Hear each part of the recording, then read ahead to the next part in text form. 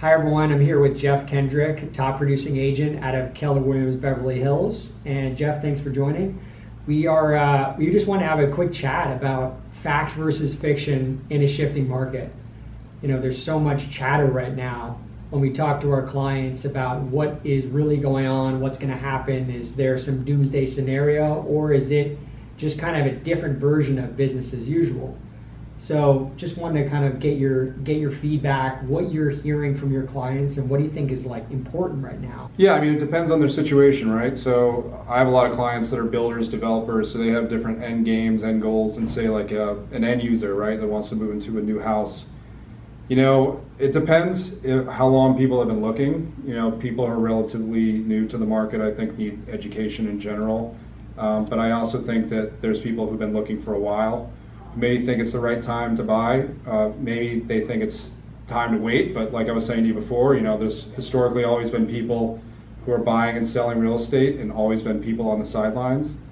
I don't see that really changing, and I think a lot of that is just general talk about the market. And when you speak with people, you know, you see their goals and what they want to do, but you can gauge kind of like the client's end game, right? And make your decisions based on that. But in general, I think it's kind of all over the place. So I have people who are very bearish, and I have people who are very bullish on the market in general. I think for realtors, it's very important to always have a pipeline of clients, right? So you get as many clients as you can get, and then you go through and figure out who's actually going to be maybe now, maybe later, or maybe never, right? And then you just figure that out based on kind of who you're presented with.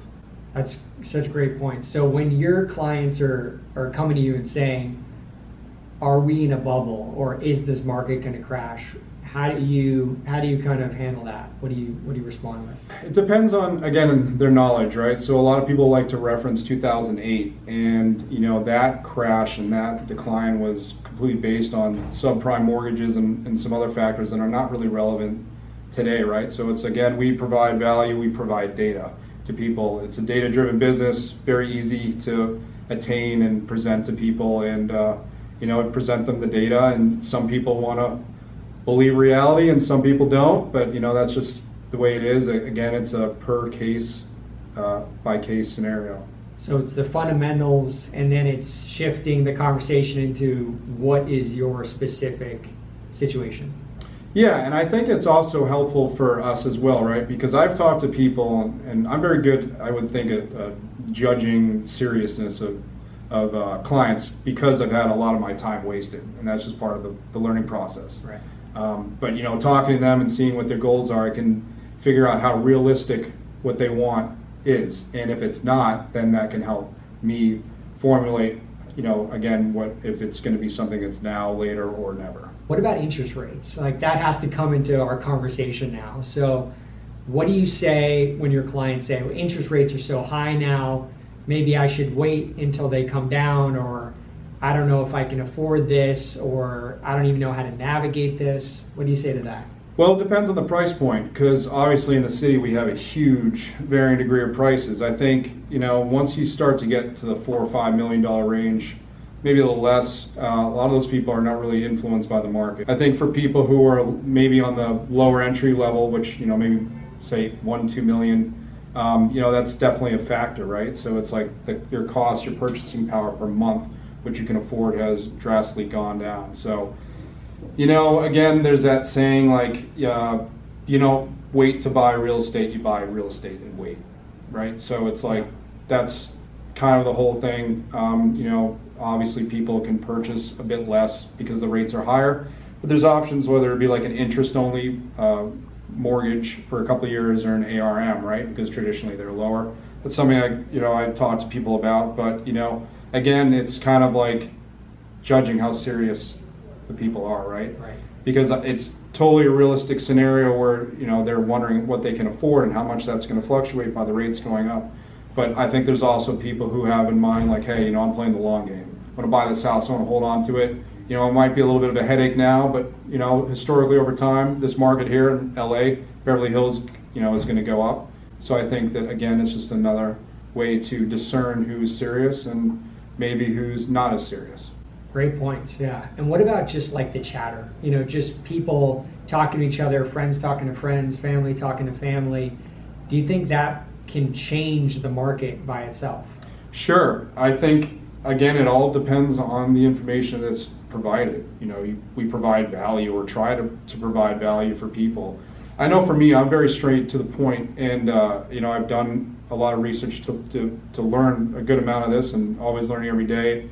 I usually can, be pretty direct and say, politely, you're right or you're wrong. And usually the people I work with respond quite well to that, because I think people in general respond to honesty, and I think in general, if you can provide value again, and you are convincing and you know what you're talking about, people are going to gravitate towards you. But of course, like we were discussing, like consumer confidence and what people discuss, it can drive a stock up or down. It can be the same thing for real estate, right? It can easily, people can look at something and say, hey, well, it was like this for so long, so competitive, I'm going to wait, or I'm going to, go after it. It just, again, depends on every situation. So right now, let's talk about like the opportunities. Like, where are we right now? When you're talking to your clients, where do you say, okay, here are the opportunities right now? Like, if they want to move forward, if they're pre-approved or they're paying cash, they have the funds, where do you think are good places or good ways to buy right now, or good ways to sell? Well, it just, again, depends. A lot of my clients are builders, so there's a lot of factors like the cost per square foot to build. They have run numbers on neighborhoods that they can pay X% amount of the average of sales, of the sales price of a house in a particular range, bed, bath size, and square footage.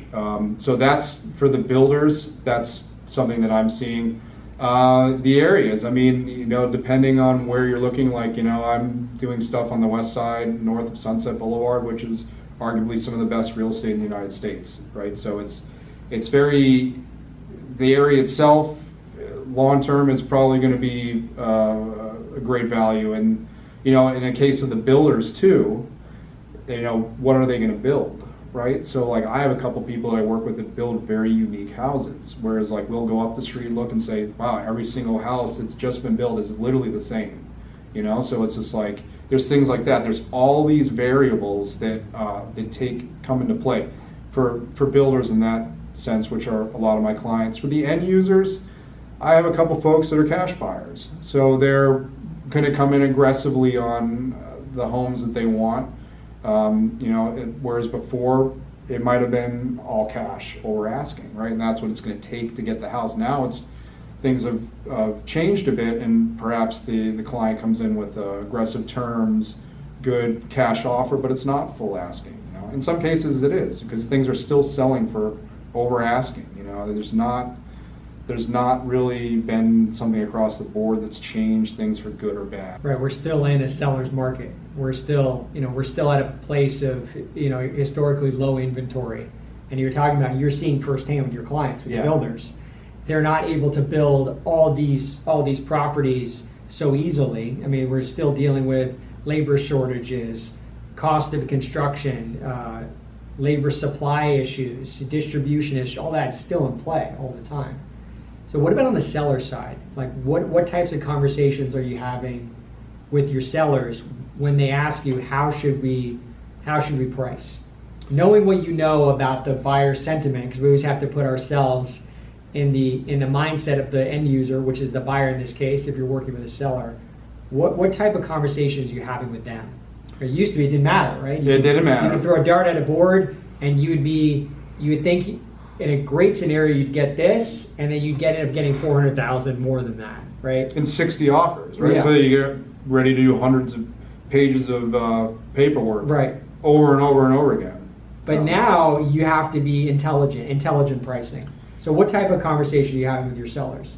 Well, I think it depends on the data you have for the area. So, for instance, if I'm meeting someone out, say, randomly at a bar here, and they live in an area they don't necessarily know, it's a bit different for me than, say, an area that I'm farming. So if I'm talking to a seller in an area I'm farming, I'm going to definitely do all the due diligence to find what else is for sale, what else is sold, so by the time we have that conversation, I can present them with that data. If it's an area I don't know, I always like to get back to them on things.